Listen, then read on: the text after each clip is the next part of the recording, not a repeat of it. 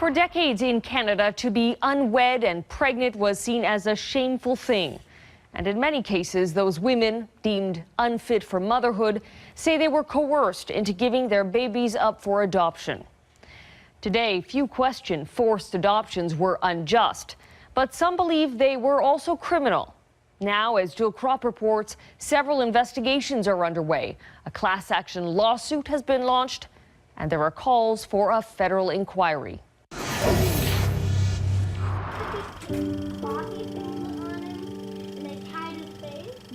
Parenthood is made up of a series of cherished memories, birthdays, a child's first words, and precious moments. Happy birthday to you. Did you ever get to hold your daughter? No. No, I've never had my baby.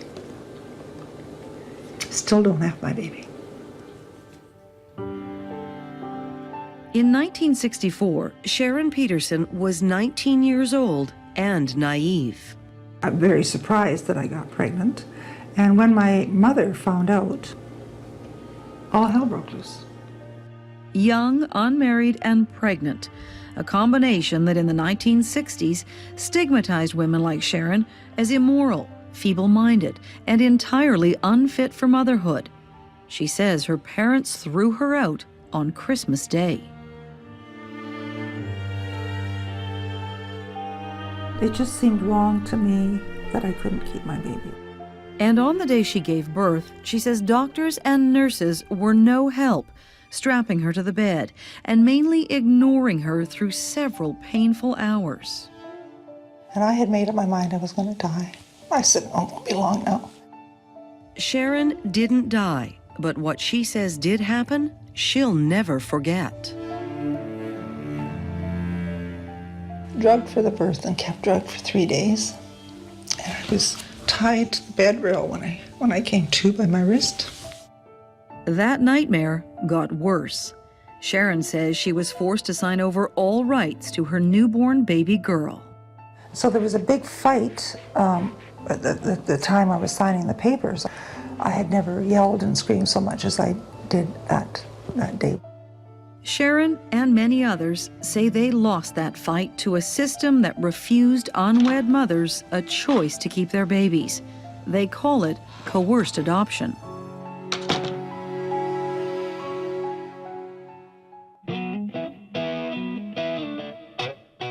The 60s, it was the hippie generation and a time of free love.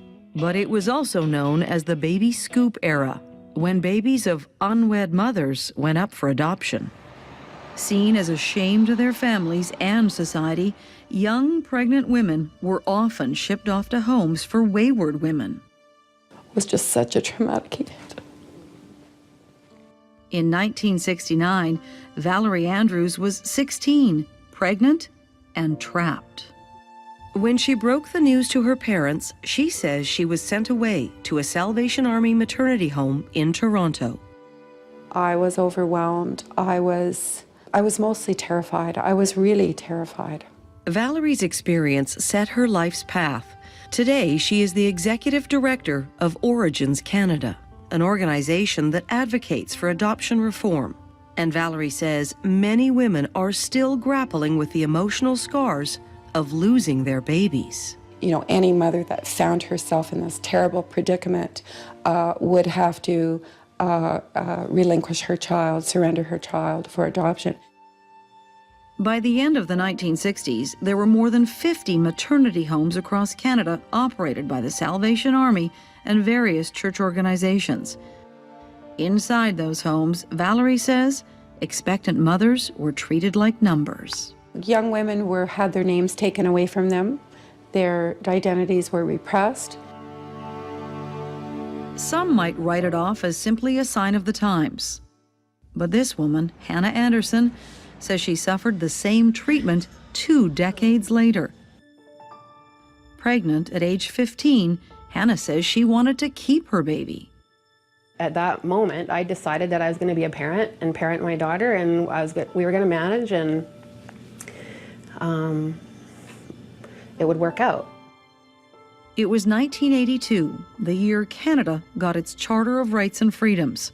The year Hannah says her rights were taken away. Our babies were being literally abducted from our bodies. And, just like the women in the 60s, Hannah ended up at a home for unwed mothers.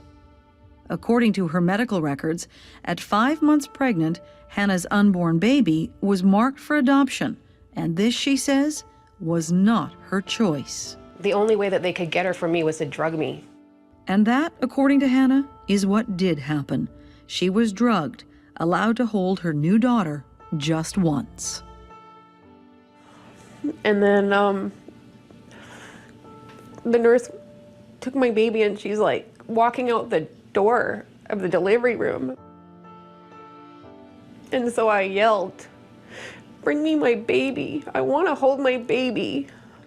Did you ever see her again in the hospital? No, they wouldn't let me. Reverend Bruce Gregerson is with the United Church of Canada. It operated 8 maternity homes in this country. He says the church is doing an internal investigation into its maternity programs of days past. The question of whether or not young mothers were coerced into adoptions because they didn't have information, I mean, that's clearly unethical. And does it cross over to illegal behavior? I think that's part of a reflection that would have to take place. The Salvation Army and the Presbyterian Church have also announced internal investigations. Apologies aren't good enough for Hannah. She says what happened to her was criminal, and she wants charges laid. I see that my baby was abducted. I believe that there's multiple criminal code violations that were breached in order to take our babies. The RCMP told 16 by 9 it is looking into Hannah's claims before launching a formal investigation. Whatever happens, it won't erase the decades of waiting and wondering. Sharon Peterson says for 43 years, she looked at faces in the crowd and thought maybe one would be her daughter. You know, I thought, I think that's my daughter. Don't ask me where that thought comes from. It's cellular. I just knew.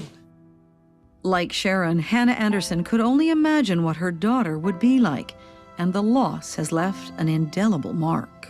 Did life ever return to normal for you? No, it was never like it was before this happened. I've never recovered from it.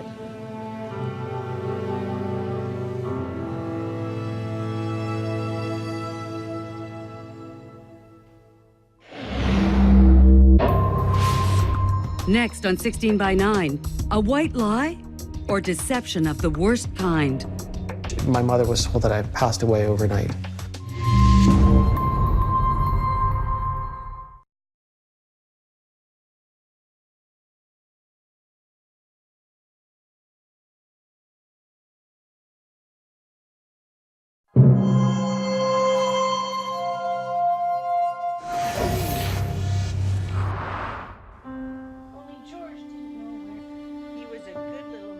Mothers and children torn apart, babies taken and adopted, leaving women with a lifetime of grief, and another side, children left with unanswered questions.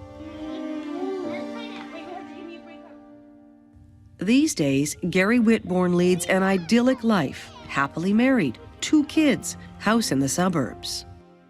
Adopted as an infant, Gary had a typical childhood, but he always felt something was missing. There were still parts of me that were curious about who I was and where I came from, so that was where I felt very empty growing up. Gary's only link to his past, this one-page medical report for Jason Albert, born October 8, 1975, in London, Ontario. That's my birth date. I know that I was Jason Albert when I was born. Listing his birth name, weight, vaccinations, even his first smile. When he was 21, Gary tracked down his biological mother, and that was when things started to come to light. She was fully expecting to take home a baby when I was born, and she was ready to. But according to Gary's mother, that's not what happened. Instead, the 18-year-old got terrible news. My mother was told that I passed away overnight. that I had died. Well, Gary's mother says hospital staff told her he was dead. He was actually adopted 8 months later by an Ontario family and renamed Gary. The people that I grew up with that have their parents and know the parents, and they have that story. Left only with Jason's medical record, Gary is left with questions about the first months of his life. I mean, it says I smiled and cooed at 3.5 months, but what does that really mean? Who was there to witness it, and who really cared? It's the kind of story Valerie Andrews, Executive Director of Origins Canada, hears all the time. Valerie estimates 350,000 women in Canada unjustly lost parental rights, rights that mothers across the country are regaining with reunions. We didn't get that opportunity to mother our own children, and unfortunately, this can make reunions difficult.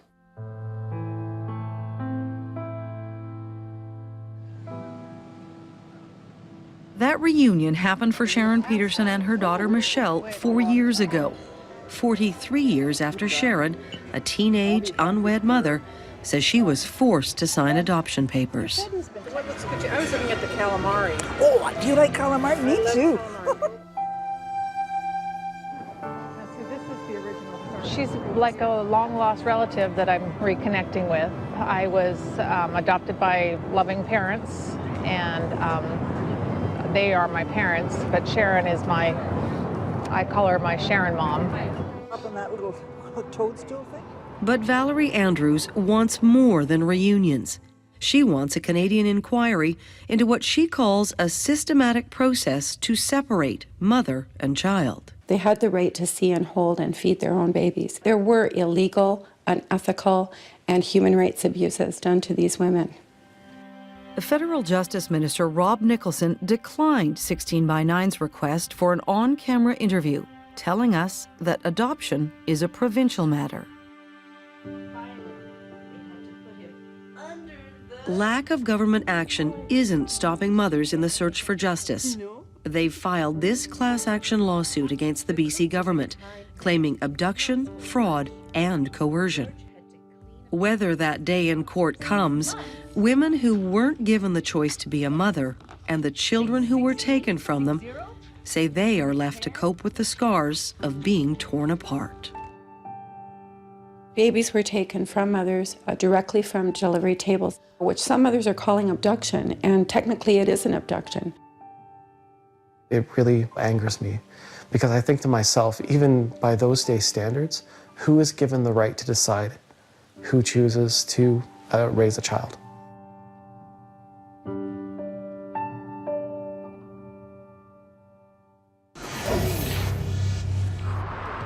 Next on 16 by 9, what would you do? That's why I make sure that I eat a lot, especially protein. You have to eat protein before you start your reading. Before learning 20 languages.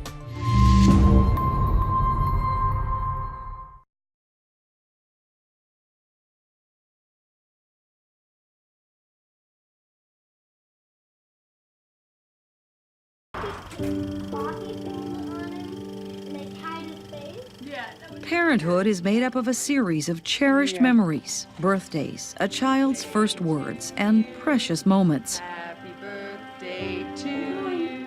Did you ever get to hold your daughter? No, I've never had my baby. Still don't have my baby. In 1964, Sharon Peterson was 19 years old and naive. I'm very surprised that I got pregnant, and when my mother found out,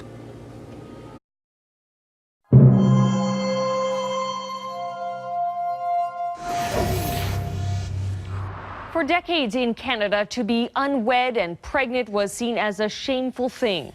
And in many cases, those women, deemed unfit for motherhood, say they were coerced into giving their babies up for adoption. Today, few question forced adoptions were unjust, but some believe they were also criminal. Now, as Jill Kropp reports, several investigations are underway. A class action lawsuit has been launched, and there are calls for a federal inquiry.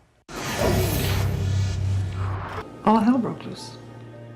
young, unmarried, and pregnant, a combination that in the 1960s stigmatized women like Sharon as immoral, feeble-minded, and entirely unfit for motherhood.